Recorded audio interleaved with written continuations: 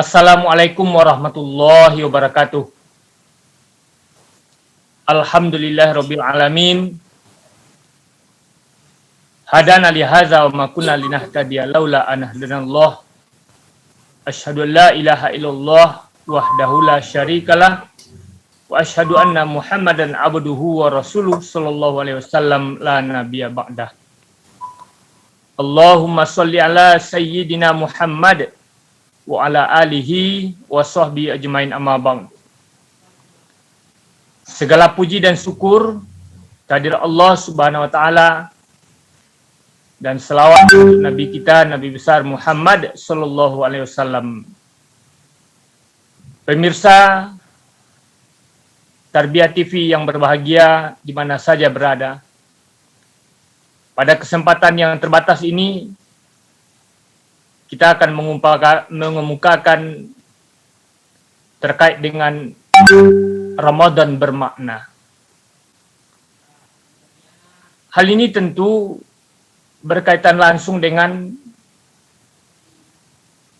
bagaimana ada upaya-upaya dari kita sebagai umat muslim. Ramadan itu tidak hanya sekedar rutinitas. Tidak hanya sekedar ibadah tahunan atau bahkan ikut-ikutan. Tapi Ramadan itu semestinya mampu memberikan perubahan fisik maupun psikis. Maka oleh sebab itu ada beberapa hal yang perlu kita perhatikan. Yang pertama berkaitan dengan niat. Karena Nabi mengatakan innamal a'malu binniyat wa innama liimrin manawa. Segala sesuatu itu tergantung dengan niat. Dan kamu akan mendapatkan sesuai dengan apa yang kamu niatkan. Hadis riwayat Bukhari dan Muslim.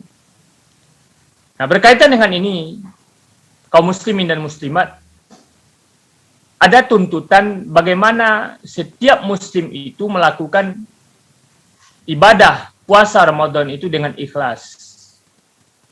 Wa ma umiru illa liya'budullaha mukhlishina lahuddin. Kamu tidak diperintah, kata Allah, melakukan ibadah-ibadah itu kecuali kamu harus melakukannya dengan seikhlas mungkin. Ketika suatu ibadah dilakukan dengan ikhlas, maka ibadah itu tidak akan pernah menjadi beban. Puasa tidak akan terasa berat. Menahan haus dan lapar tidak akan terasa berat. Kenapa? Karena kita betul-betul melakukannya karena Allah Subhanahu wa taala. Nah, ibadah puasa mesti didasari dengan ini. Makanya Nabi mengatakan, "Man shoma Ramadhana imanan wa ihtisaban ghufira lahu ma taqaddama min dzambi." Jadi iman menjadi landasan untuk kita bisa melakukan suatu ibadah itu dengan ikhlas. Yang kedua, bagaimana kita memahami puasa itu tidak hanya sekedar menahan haus dan lapar tadi. Tapi bagaimana kita bisa meninggalkan hal-hal yang akan merusak ibadah puasa itu. Hal-hal yang akan membuat puasa itu menjadi sia-sia. Laisa lahu min siyamihi illa min ju' wal atas. Betapa banyak orang yang melaksanakan ibadah puasa itu, tapi yang dia dapat hanya lapar dan haus. Kenapa? Karena puasa hanya sekedar menahan lapar dan haus itu. Tidak mau sedikit berusaha bagaimana dia bisa menahan segala hal-hal yang akan merusak puasa itu. Bergunjing misalnya. Membicarakan aib orang lain. Melakukan hal-hal yang logo. Hal-hal yang tidak bermanfaat. Kenapa? Karena puasa itu, Ramadan itu adalah bagai lautan keberkahan. Segala sesuatunya akan dilipat gandakan oleh Allah. Dan itu hanya ada pada bulan Ramadan. Betapa ruginya kita ketika puasa atau Ramadan yang kita dapat di tahun ini dan puasa yang kita lakukan di bulan ini hanya sekedar menahan haus dan lapar.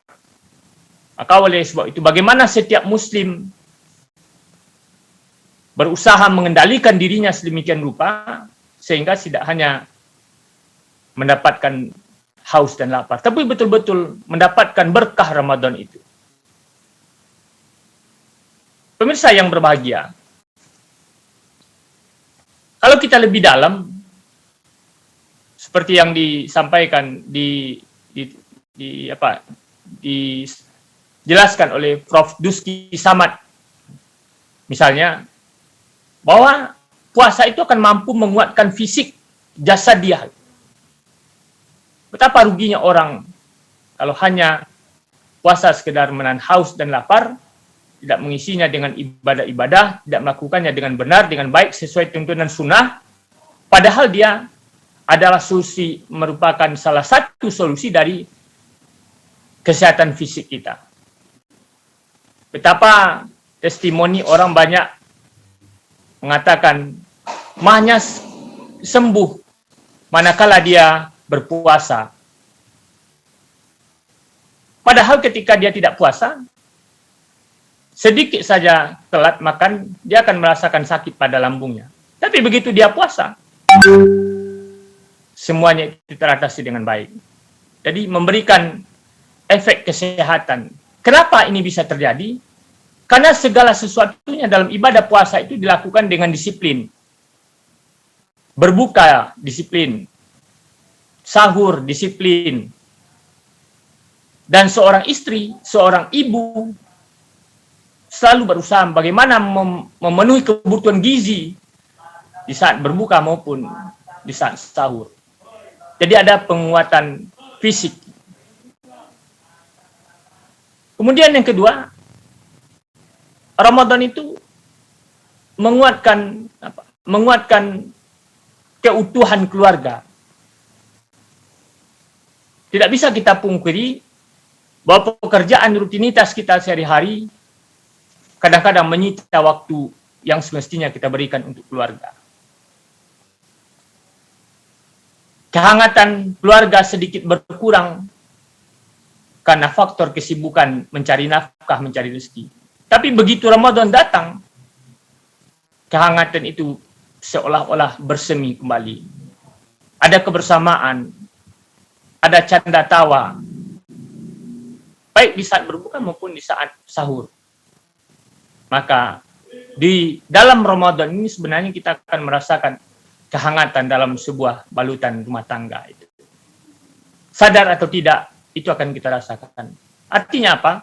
Ketika ini kita lakukan, maka kita akan merasakan bahwa Ramadan itu memang bulan penuh berkah. Dan dia akan memberi manfaat kepada setiap orang melaksanakan ibadah puasa itu dengan baik.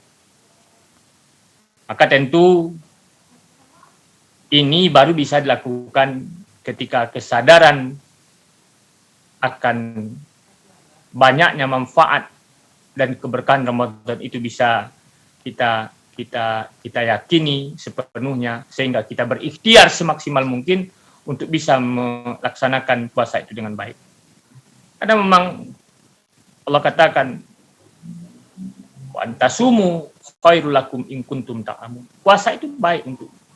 Kalau Allah katakan puasa itu baik untuk kita, itu artinya puasa itu penuh dengan manfaat.